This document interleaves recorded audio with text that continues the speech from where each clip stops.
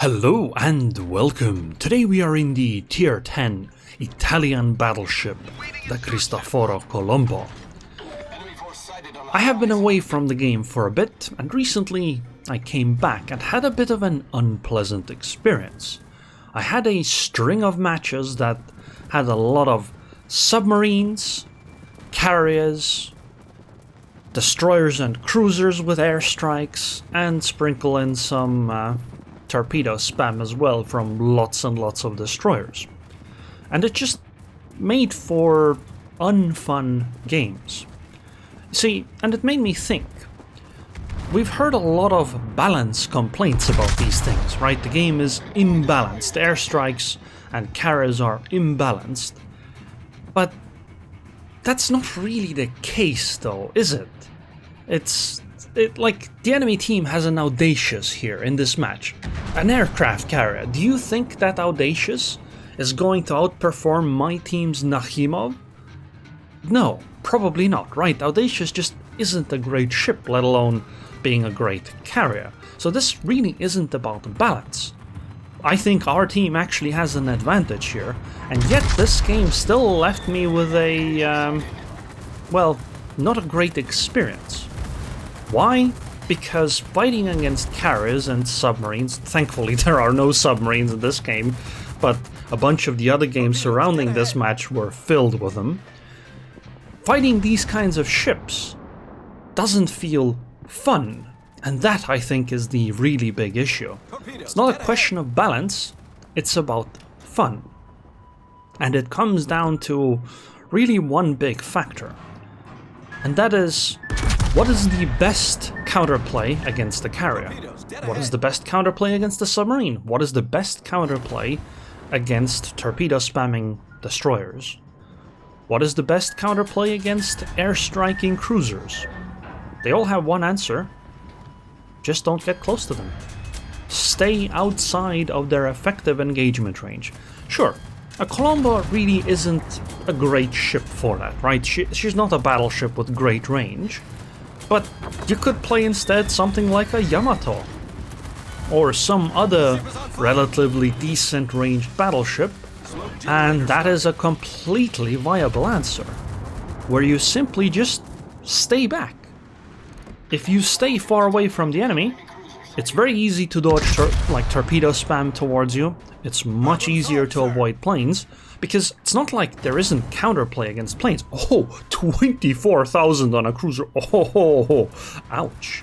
Anyway, it's not like there's no counterplay against planes. Like, look, that Audacious is attacking me, right? She sees me completely despite the fact that I'm in a smokescreen, because I fired my guns. Oh, never mind, she isn't attacking. No, she is attacking me. I did not do the best move here, right? I decided to foolishly turn in, and so I eat all the torpedoes. But this only does like, what, 10,000 damage? If I had kept, turning away, I would have only gotten hit by one of those torpedoes. It would have done 3,700 damage at the most. And here's the thing, right? That is counterplay. That is something I can do to minimize the impact that this Audacious will have on me.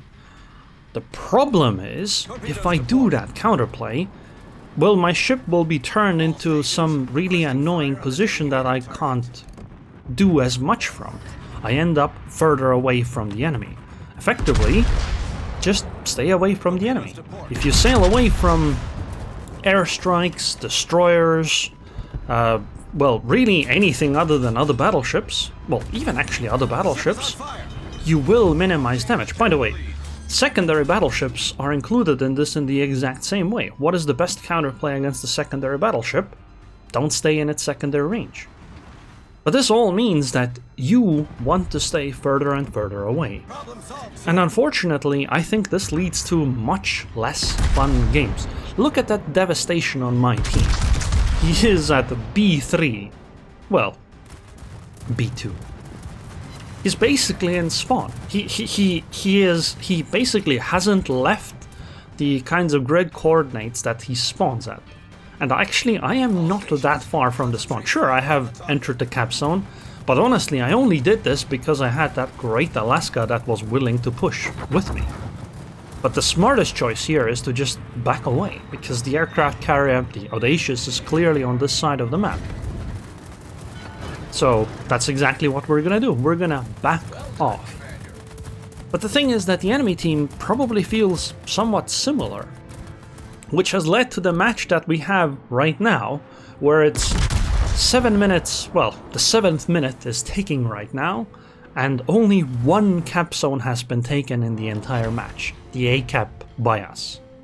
Nobody has taken the B cap. People have tried, and well, they died for it, and have basically nothing to show for it except a worse game than if they had just stayed back. Like, one of the enemy battleships went into the B cap.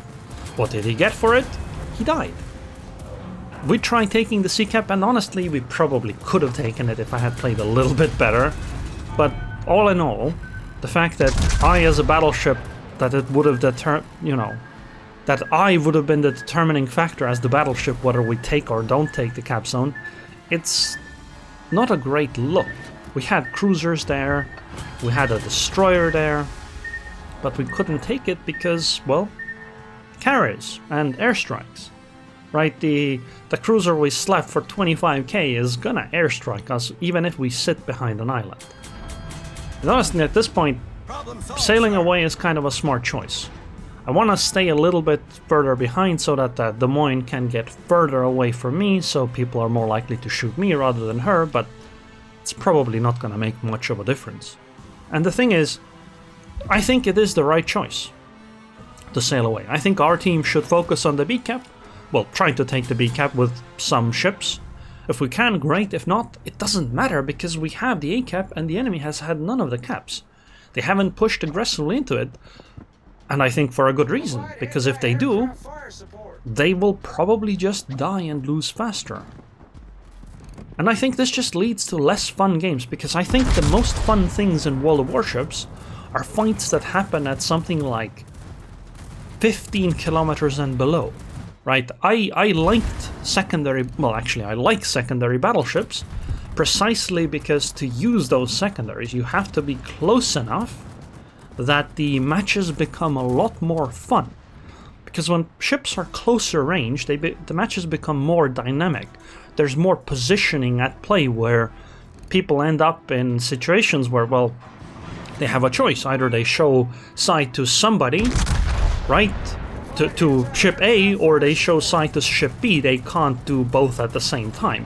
Whereas if they stay in spawn, well, they're probably not showing side to anyone. Like, look at my team's devastation at D4, right?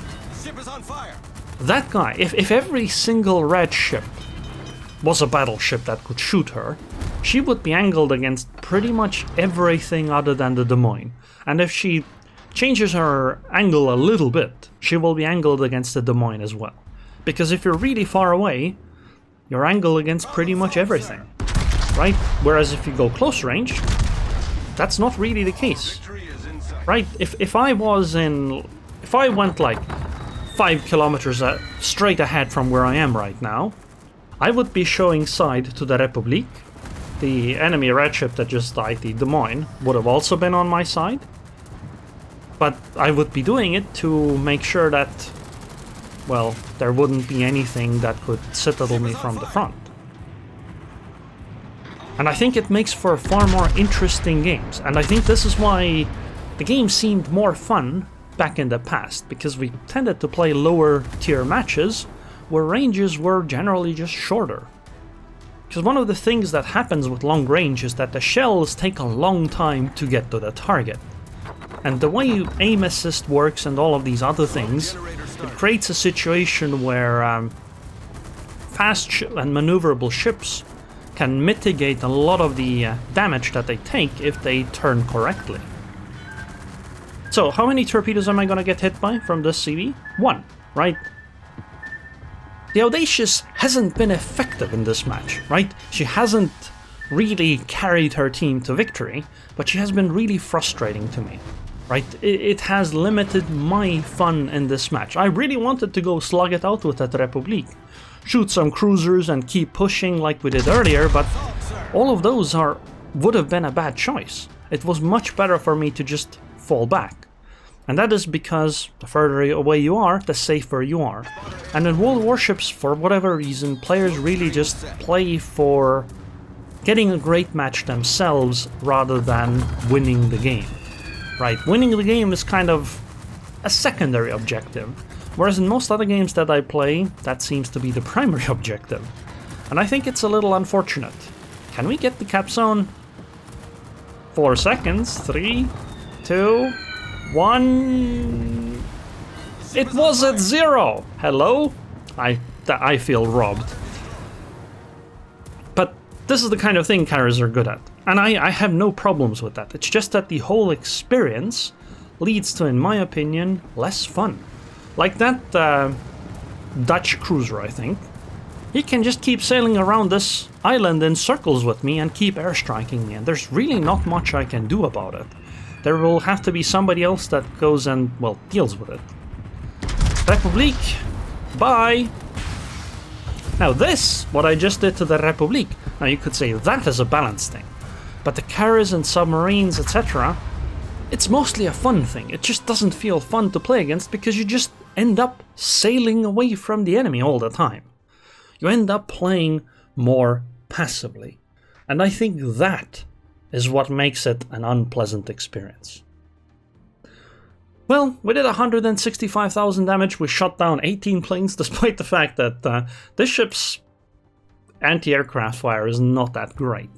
We really didn't do all that much, but we did, in terms of like ship kills, etc., but we did alright. We got 2020 base XP, not as great as the Salem, but it's pretty good, and I think this is the Des Moines we helped.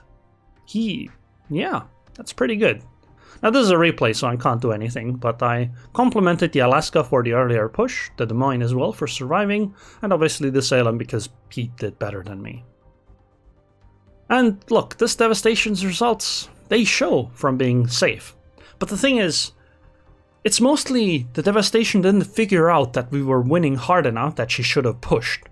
In a game where we had been losing, the devastation's play would have been completely correct, because that would have increased his chances of surviving for a long time, which would have meant that he could have performed a lot better, right? When you're losing, saving your ships becomes really, really important.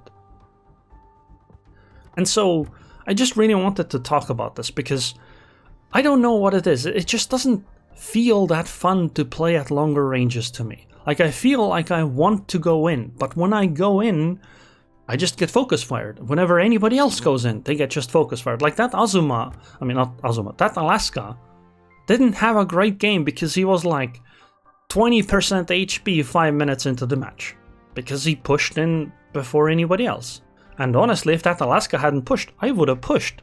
But only a little bit, and then I would have fallen back. Because you just take such an overwhelming concentration of fire from the surface ships, and if you then add on the airstrikes, the carrier strikes, the torpedo stuff, submarines, thankfully there weren't any, it just makes you not want to push, which leads to more boring games and less fun. Anyways, look. Damage from torpedoes, bombs, rockets, airstrikes, and other, which is obviously fire and flooding damage, from the Audacious, although there's some from Azumas as well, which is fine. Whereas surface action was significantly less damage. Like, this is just...